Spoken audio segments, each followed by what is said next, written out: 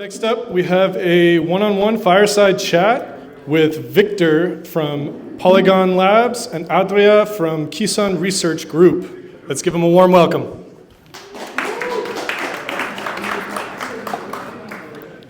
Well, thank you for coming.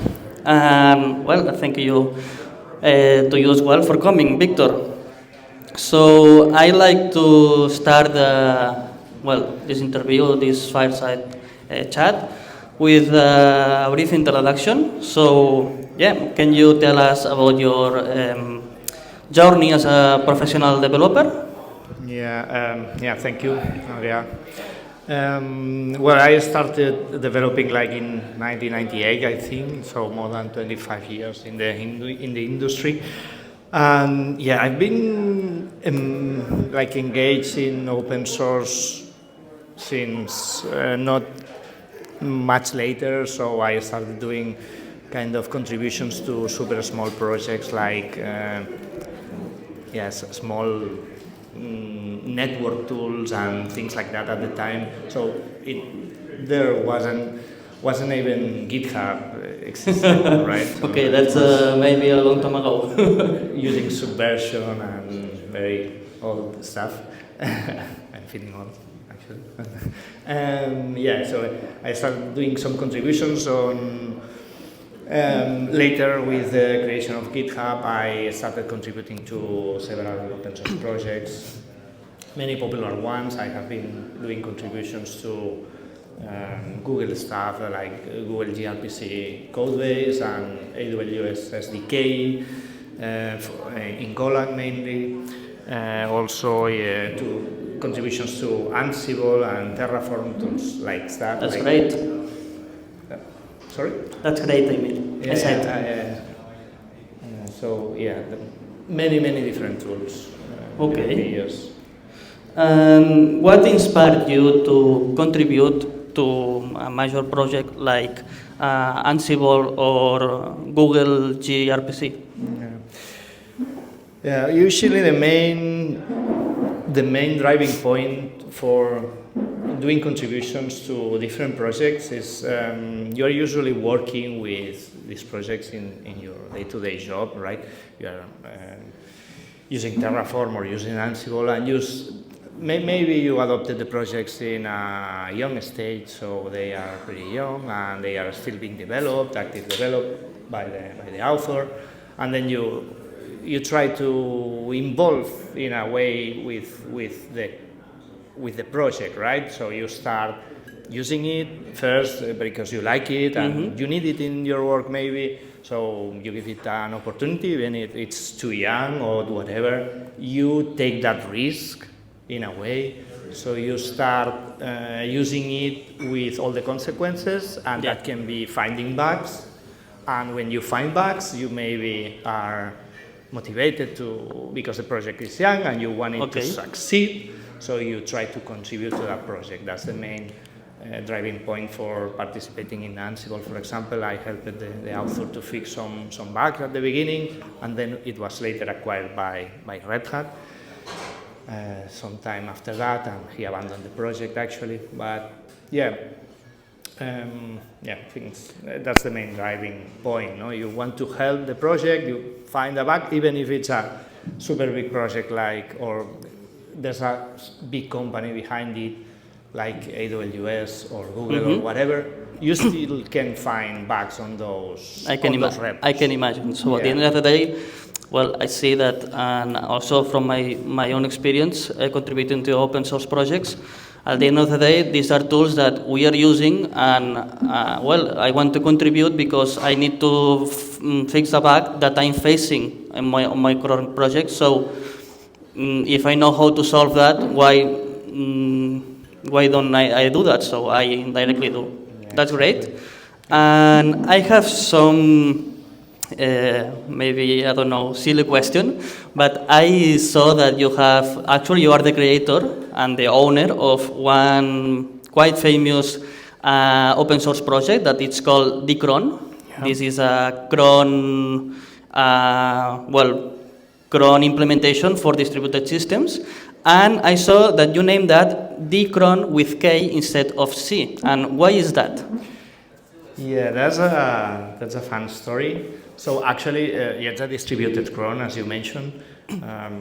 So it works with the Raft consensus protocol. So you can set up a cluster of servers, and when one goes down, it will replace the server automatically. It will transfer the leadership to another server in the cluster and continue working, so you don't have any outage, right? Amazing. So I thought, okay, this is for running crons, scheduled jobs in a system. So you have a cron system that is distributed. So let's call it, as you know, the cron system in Linux machines is called cron with C, right?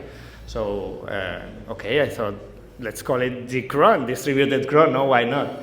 It's a cron, it's distributed, dcron. Yeah, makes totally sense. Okay, totally sense, right? Then, no, it happens that I went to Hacker News. I posted it in Show Hacker News, the project, and people started complaining, oh, but I thought that this is the Dillon's cron. So it happens to exist another cron implementation that I didn't know about, okay. That it was called Dillon's cron. Oh. And, yeah. Double confusions, no?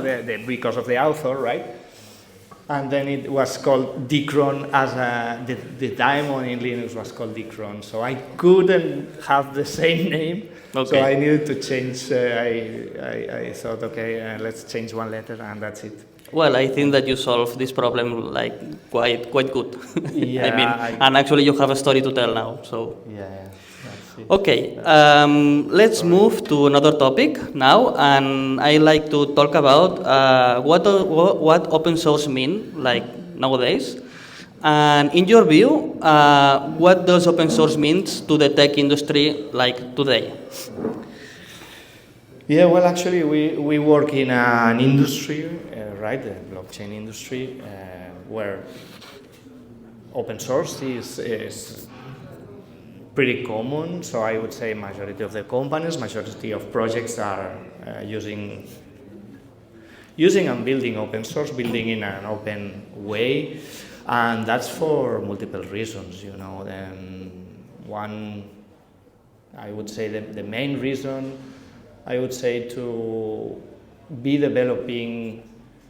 So blockchain software is that kind of software that, you know, it controls value and it handles value and money. So it should be super secure. Exactly. There is a lot on stake. So yeah. And the best thing to do if you want your software to be super secure is to have a lot of eyes looking at it, right? So I totally agree working with open source is the right thing to do if you want your software to be freely audited by everyone, maybe, you know, anyone can see your code and do corrections and send pull requests, etc. So I think that's a good motivation in our industry to have the code being open and not closed. There are popular projects in our industry, but that there are still closed source. So absolutely. I don't understand why. Yeah. Okay, well, let's move to challenges when, contributing to open source. And what do you think that are some of the biggest challenges that you face when you are dealing with open source development? Yeah. I mean, maybe you can start like listing some things. Maybe you are worried about complaints, I don't know, burnout, and then maybe we can discuss that. Yeah, there are many challenges actually when you are driving. Driving my open source project. I started the project actually in 2015. So quite a long time ago, and yeah, it got pretty popular in GitHub. It has more than 4,000 stars and more than 300 contributors. So I found a lot of challenges during this time developing the software. Like, for example, basically some people, actually I won't say everyone, but some people basically use your software and things they have, they use it for free, they are enjoying it for free, and they think they have any right to complain about it or not working well, finding a bug or whatever, no? And you have to deal with this kind of, I would say, feedback in issues, the opening issues. Hey, this is a sheet of work. Why this? Really? No, yeah, really. Oh, yeah, so that's tough. You need to dealing with that. I mean, yeah, I can imagine. Like, I'm doing that for free, so you can use that on your own project. And on top of that, you are like complaining and saying that this work is shit. I mean, come on. So yeah, you need to be a little bit kind of calm down basically and respond in a polite way and maybe ask for more information. As polite as possible. As polite as possible, but yeah, you need to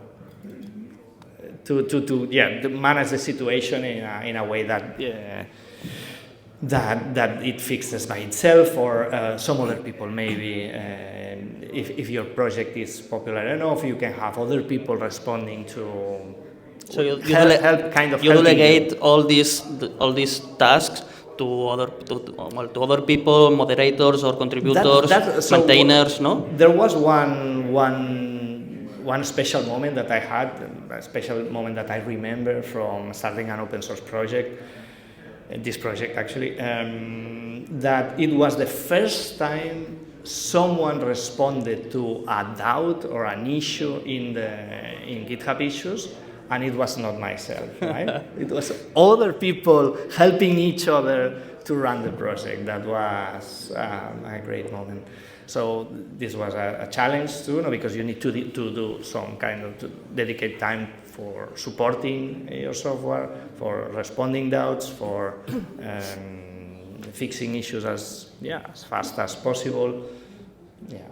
That's a responsibility. No, also a challenge is you need to be very careful not accepting not accepting everything. So sometimes you get contributions, pull requests, open that make sense even, but it's not on your roadmap, or it's not aligned with the project, maybe?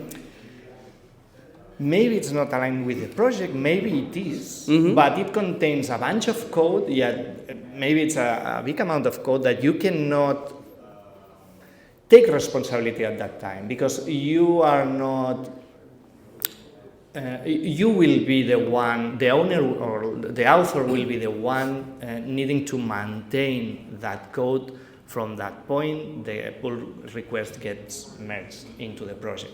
So sometimes you find a situation, and sometimes it's not easy to do that. You need to reject a contribution. And I'm not happy about that, but sometimes I needed to do that just because code becomes a liability on your project, and then you need to maintain that code. You cannot trust the original author of the pull request to maintain that code. Yeah, well, I mean, remember that the contribution is one random person on the internet.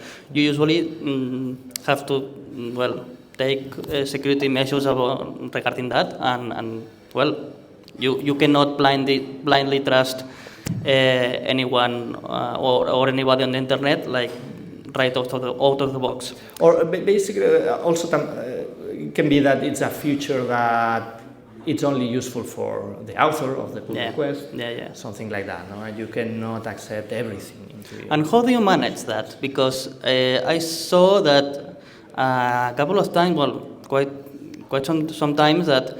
I don't know, you have a project, a cool project, and some specific user wants to add this feature because that's very important for them and only for them. But I mean, it's like, that's okay, but this is maybe out of the scope of this project. So how do you deal with that? Do you reject directly? Do you propose to, I don't know, maybe you can upload that to name of the repo / extras or something like that, or how do you do that? Yeah, I guess that depends a lot on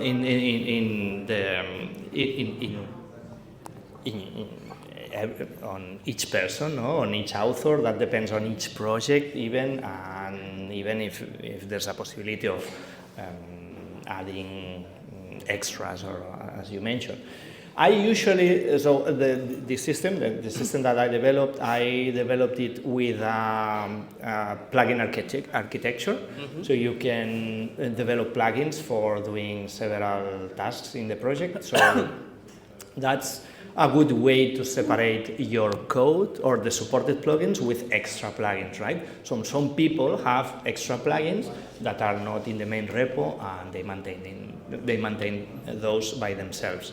That's a good way to separate contributions from people that need special features, but not always. Not all features can be implemented as plugins. So you sometimes have requests to do things in the repo that are not possible to implement in plugins. So in my specific case, what I have been doing is just leave the request open, the feature request open, tag it correctly in GitHub, like a feature request, and letting people vote on it. Right? Okay. Please vote on it. If there's enough interest, I can consider developing myself or accepting a or taking the PR for that. Yeah.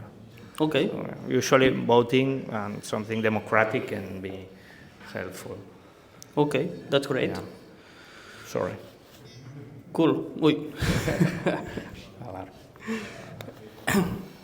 Okay, now I wanted to ask you, how do you personally manage burnout? Because you say that sometimes it's like, tough to deal with some kind of comments or some kind of complaints or requests.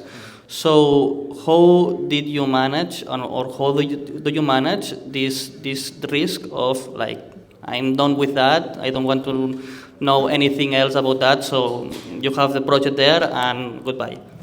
Yeah, in my specific case, so the abandonment of open source projects it's a complex issue. That's the next topic actually. So go on. Because but this kind of request, I know many projects. Maybe you also know open source projects that got the author basically got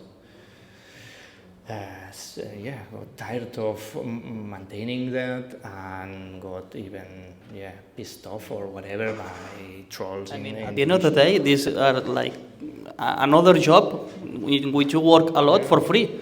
So usually a side project or something that you develop on your free time. Maybe at the end you will start earning money because you monetize that somehow, but for most of the part, for most of this process, is like volunteering. A volunteer.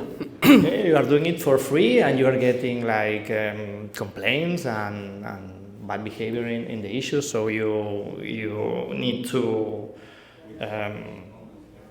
deal with that personally and try to not get burned out and abandon the project. No, did I respond to your question? I'm not sure. Yeah, totally. Okay, and on this topic of abandonment on projects, on open source projects, do you think that companies play an important role, like working towards avoiding this issue, in the sense that maybe, I don't know, one project is abandoned, so a company comes and maybe takes that and continues continues trying to develop this project further. Maybe they are forking the project and they are going somewhere else. But I mean, what do you think about that, and what is your experience in that? I think that the beauty of open source is that it's open, no? And anyone can contribute, but also anyone can fork or take over. No? it has happened that some forks of certain projects has become more popular than the projects itself. Or we all know cases like MySQL, the author of MySQL creating MariaDB as an open source fork. Because disagreements with the company or whatever. So it's not a guarantee that a company starts an open source project, or because a project is run by a company, it's not a guarantee that the project will still be supported and alive for a long time. Or even maybe they fork that and they don't continue open sourcing that. They maybe do a product that is cloud source. So I can see that. Sometimes individuals, some people are maintaining open source projects much better than many companies, and even foundations or this kind of organizations. So it's that's it. Great. Okay, and now let's talk about motivation. Okay, because you said that you started the cron with K. Back on 2015, no? So it's been like around 9 years. Yeah. How do you maintain motivation for, having this commitment on this long-term project? Yeah, I knew since the beginning, so this was a very conscious decision when starting the cron, I have been, I contributed to some open source project, and I have seen a lot of things. So before starting the cron, so I knew that at the time that I wanted to build it in a way that is sustainable, right? That make me more difficult, even make it more difficult for me to abandon the project. So I was all in developing it. So you were like aware about that? Yeah. And you planned that ahead of time? Ahead of time. Okay, that's amazing. Okay. Yeah. So I started it, and I said, okay, if I want to not abandon this project, I would need to have some kind of compensation. That's it, no? Some economical motivation. Makes sense. That's one kind of motivation. There can be others, but in this case, I wanted to bring it to something commercial. So I prepared the plan to starting with open source. After some months of the starting development, I planned some pro features that I included in a pro version of the project. So and planned to sell it to companies, to anyone that can be interested in it. So I created kind of a support agreement. So when you buy the pro version, you get more features than the open source version. Even though the open source is quite feature packed, so it's quite capable. Only the most enterprisey features will be included in the pro versions, like the most advanced ACL, security, or whatever, things that are more focused on enterprises.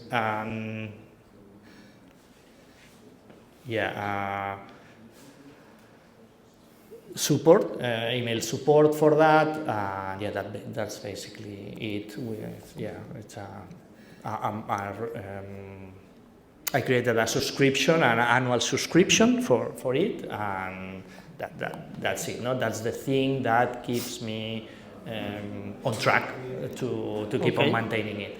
Thing is that I got some until today. Until today, yeah. Okay. Yeah, so I'm still developing it. I'm not super at this point. The thing is that most of the features that I wanted for the project are ready.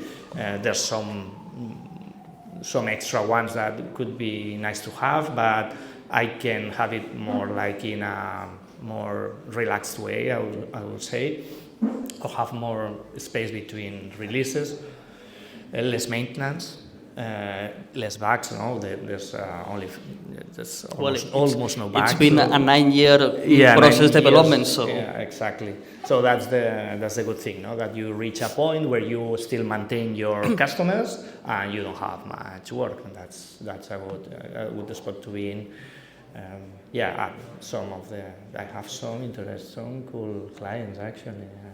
Flickr, and the old company called Flickr, about pictures maybe. Okay.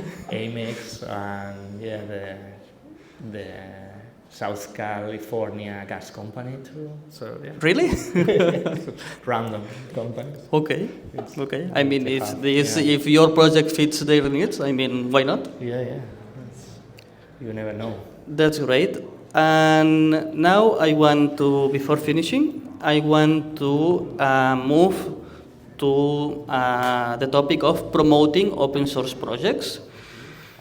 Because, let me focus again on the cron.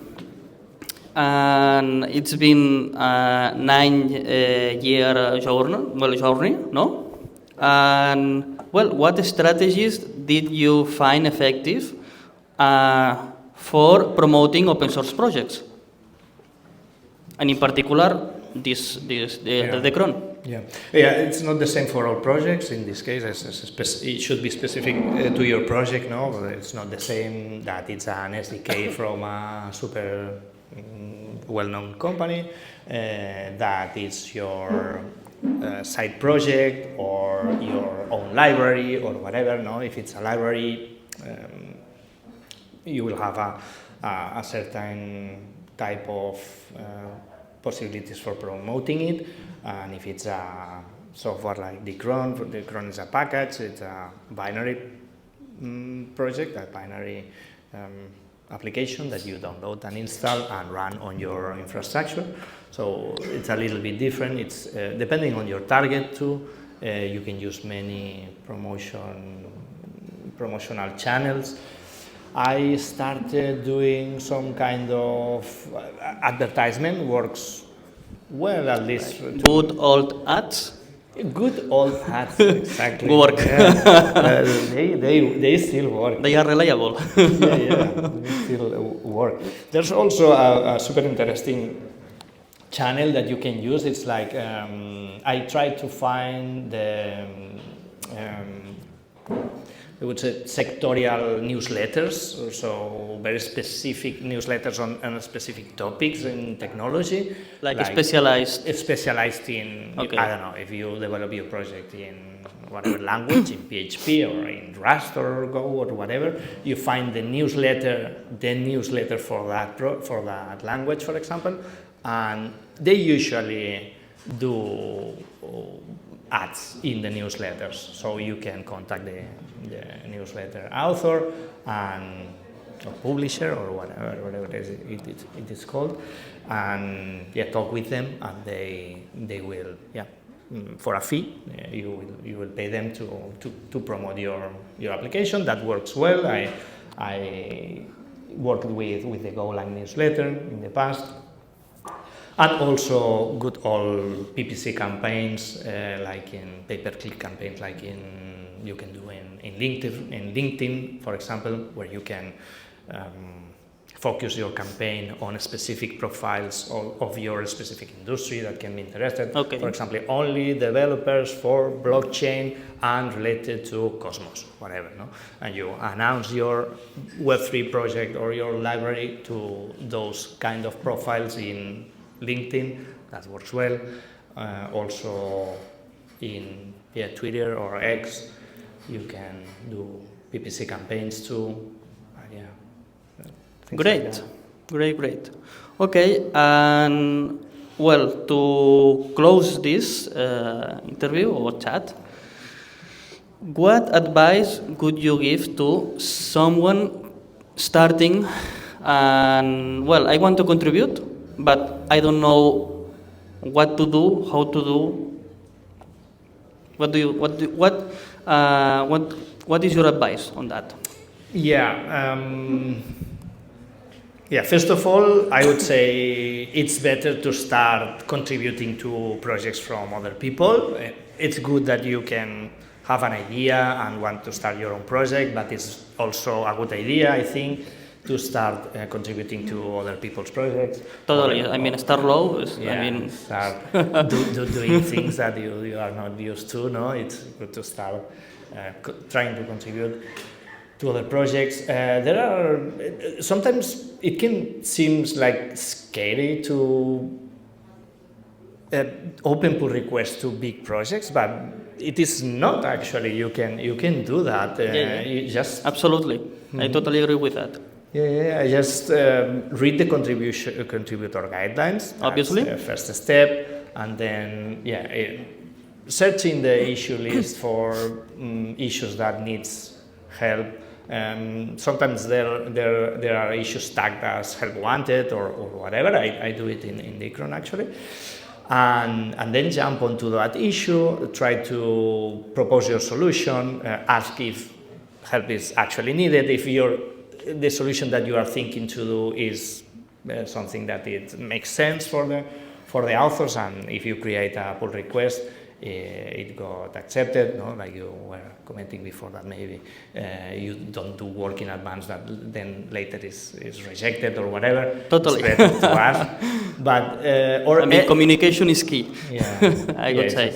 Ask for guidance to the projects, because majority of them, I would say, they are super open to contributions. Everyone's are welcoming external contributions, and there's no small pull request, so it can be a typo in the docs. It can be a...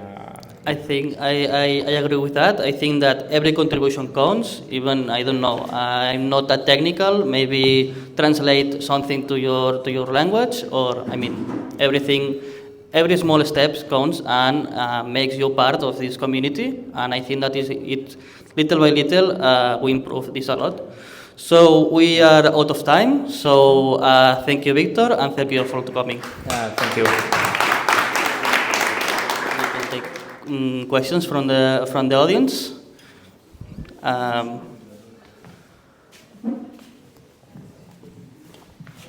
Hello, I'm Francisco Sarrias. I would like to ask you a question, because at the end of the day, software developers are creators. And in the rest of creators, like the writers, the singers, they do not negotiate with the customers. They have their agents that represent them and take care of the sales and the commercial strategy. Why is this not happening in the software industry? This is something I have been always asking myself, why developers need to do everything. That's a really good question, and that I don't have a response to, I think. I don't know why it is this way. I guess it's because the culture industry it has been like this for many years, but I would say that lately it's starting to change, and more artists and authors are starting to do it all by themselves, even though it's hard work. But yeah, it's an opinion. Yeah. Okay, I think that we are very, very over time, so further questions, we take that offline. Thank you. Yeah, just